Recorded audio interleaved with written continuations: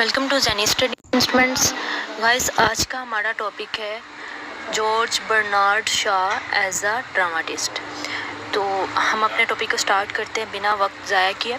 George Bernard Shaw एक बहुत ही मशहूर शख्सियत हैं। इन्होंने अदब के मैदान में ड्रामों में इनकी बहुत ही बड़ी शराकत रही है और आमतौर पर ना इन्हें विलियम शेक्सपियर के बाद अंग्रेज़ी अदब का दूसरा बेहतरीन ड्रामा निगार समझा जाता है, क्योंकि फ़र्स्ट विलियम शेक्सपियर को माना जाता है तो उनके बाद दूसरे जो हैं बेहतरीन ड्रामा निगार वो जॉर्ज बर्नार्ड शॉ जेबी बर्नार्ड शॉ को समझा जाता है। तो लिहाजा वो अदबी मताले के तनाज़ुर में एक बहुत ही अहम शख्सियत हैं और इनकी ज़िंदगी या इनके तहरीरों के एक मज़मून में बयान नहीं कर सकते हम, मतलब कि इनके कारनामों को एक मज़मून में हम बयान नहीं कर सकते।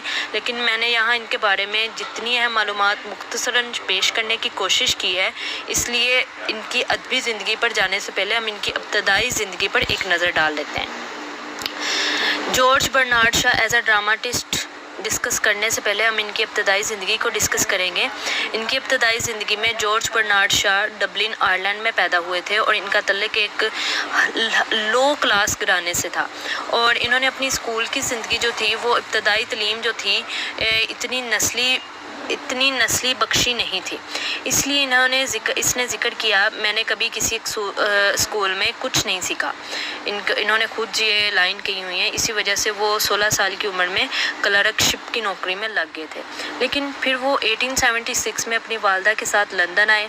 चूँकि इनकी वालदा एक गुलकारा थी, इसलिए इन्होंने मौसीकी की नकाद बनाने की कोशिश की थी। बर्नार्ड शॉ ने मौसीकी की नकाद बनाने की कोशिश की थी।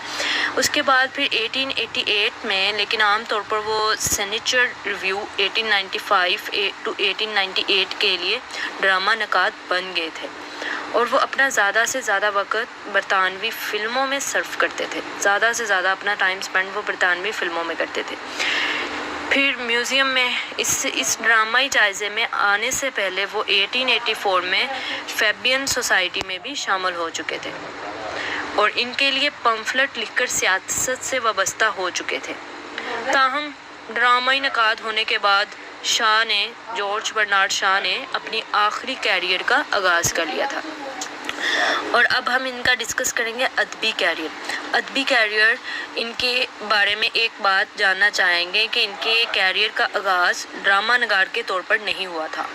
मतलब कि हम George Bernard Shaw as a dramatist discuss तो कर रहे हैं, तो उसमें एक बात बहुत ही इंपॉर्टेंट है कि उन्होंने अपना कैरियर एज अ ड्रामा नगार के तौर पर स्टार्ट नहीं किया था, बल्कि स्टार्ट हुआ नहीं था। लेकिन इन्होंने इस ज़माने में नावल लिखने शुरू कर दिए थे, लेकिन बहैसियत नावल नगार वो मुकम्मल तौर पर नाकाम रहे।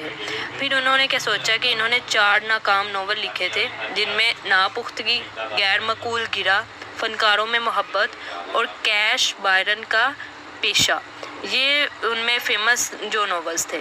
तो उसके बाद हकीकी जॉर्ज बर्नार्ड शॉ एक ड्रामा निगार के तौर पर नमूदार हुए थे उन 4 नॉवेल्स के बाद। फिर उन्होंने अपनी ज़िंदगी में ज़्यादा से ज़्यादा ड्रामे लिखे और वो हेनरिक इब्सन से बहुत ज़्यादा मुतासर थे और इसकी अक्कासी इनके कुछ ड्रामों में देखी जा सकती है। सबसे पहले अगर हम इनकी शख्सियत पर बहस करते हैं तो हमें पता चलता है कि वो ज़्यादा फनकारी तरक्की के साथ एक हकीकत पसंदाना शख्स भी हैं। जॉर्ज बर्नार्ड शॉ एक हकीकत पसंदाना शख्सियत भी है। इंटेलेक्चुअलिटी पर इनका ज़ोर इनके बहुत से ड्रामों में देखा जा सकता है। मिसाल के तौर पर आपको भी एक यहाँ मिसाल देती हूँ। इन्होंने एक ड्रामा लिखा था मैन एंड सुपरमैन में वो लाइफ फोर्स, मर्दों की फिक्री नशोनुमा, आला अफजाइश वगैरह के टॉपिक्स को डिस्कस करते हैं।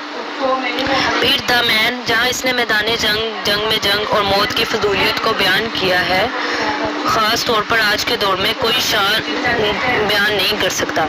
इसके अलावा एक और इनका ड्रामा है आइकोनोक्लास्ट। एक आइकोनोक्लास्ट होने के नाते वो अक्सर गलत समाजी अकायद, तोहमत परस्ती वगैरह को रद्द करते हैं। फिर इनके इब्तदाई ड्रामे 2 किस्मों के थे, खुशगवार ड्रामे और नाखुशगवार ड्रामे। इनके खुशगवार ड्रामे ठीक थे लेकिन नाखुशगवार नहीं, क्योंकि इस قسم کے ڈراموں کو عام طور پر جاگیرداروں، سماجی تعصبات، رومانوی فوجی، ناقدین، مذہب، عصمت فروزی وغیرہ جیسے مسائل پر براہ راست تبلیغ یا براہ راست خطاب کیا جاتا ہے، اور اس قسم کے ڈراموں پر بے پناہ طنز تھا۔ جارج برنارڈ شاہ نے جب اس قسم کے ڈراماز لکھنے سٹارٹ کیے تو اس قسم کے ڈراموں پر بہت زیادہ طنز کیا گیا۔ پھر جارج برنارڈ شاہ نے اسے سمجھا اور اپنے ڈراموں میں اپنا نیا عنصر متعارف کرایا، جسے وٹ اینڈ ہیومر کہا جاتا ہے، اور یہ جارج برنارڈ شاہ کے لیے مرکزی کلیدی ٹول تھا۔ وہ سینسر کے ذریعے اپنے ڈراموں پر پابندی لگانے سے روک کے شاہ نے کبھی نہیں روکا اور ڈرامے دینے کی کوشش بھی کی۔ پھر جارج برنارڈ شاہ نے اپنی موت تک ڈرامے دینے کی کوشش کی۔ بعد ازاں انہوں نے 1925 میں ادب کا نوبل انعام دیا گیا۔ ان کی ہمہ وقتی مشہور تصانیف ہیں man and superman, arms and the man, Pygmalion, back to Methuselah, Major Barbara etcetera. یہ تھا برنارڈ شاہ ایز اے ڈراماٹسٹ۔ کسی اور ٹاپک کی ضرورت ہو تو آپ مجھے کمنٹ باکس میں بول سکتے ہیں۔ Thanks for watching this video. اللہ حافظ۔